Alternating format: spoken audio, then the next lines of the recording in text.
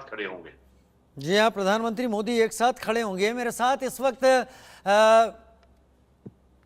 मनन द्विवेदी भी लगातार जुड़े हुए हैं। मनन जी, प्रधानमंत्री नरेंद्र मोदी इससे पहले जब रूस गए थे तो सबसे पहले यूक्रेन ने डिप्लोमेटिकली वो स्टेटमेंट दिया था जिसकी उम्मीद नहीं की जा सकती थी। उसके बाद कहीं बहुत अमेरिका से भी वैसी ही आवाज़ें आनी शुरू हुई, लेकिन प्रधानमंत्री ने साफ किया और भारत ने साफ किया कि भारत की विदेश नीति अलग चलती है, अपने हितों को देखती है और उस हिसाब से आगे बढ़ती है। इसके बाद से चीज़ें बदलनी शुरू हुई बहुत कुछ।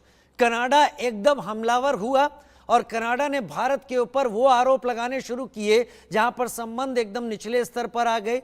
कनाडा के पीछे पीछे अमेरिका ने भी ऐसे ही आरोप लगाने अब शुरू कर दिए।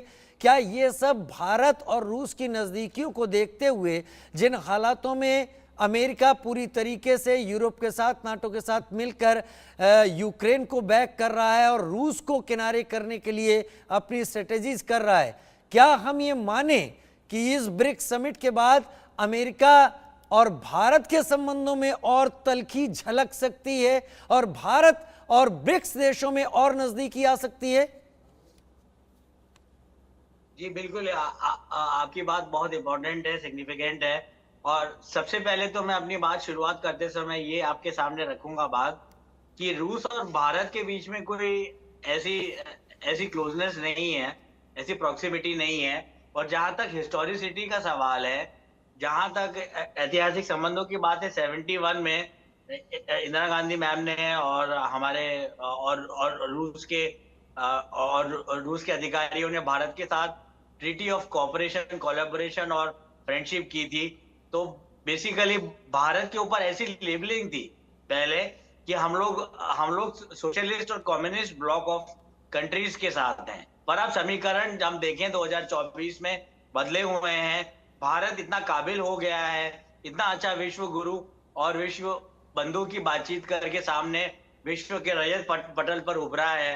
और हम लोग ये देख रहे हैं कि भारत G20 के सम्मेलन के बाद से जो कराया गया दिल्ली में, उसके बाद से एक तरीके का थर्ड वर्ल्ड का नेता और डेवलपिंग वर्ल्ड का नेता, लीडर और रिप्रेजेंटेटिव, ज्यादा अच्छा वर्ड होगा, एक तरीके का रिप्रेजेंटेटिव बन के उभरा है। और इसके लिए ऐसा नहीं है कि हम लोग सिर्फ पोडियम से बात करते हैं शिव शंकर साहब या नरेंद्र मोदी जी, पर जिस तरह की प्रगति और विकास भारत ने विश्व के सामने रिफ्लेक्ट किया है, शो किया है, तो उससे हमें ये हमारी जो नेता की और लीडर की कवायद है थर्ड वर्ल्ड की, वो हमें पूरी अपने आप वो कवायद पूरी हो जाती है। और मैं ब्रिक्स पे और अमेरिका पे आना चाहूंगा, जो कि आपका प्रश्न था।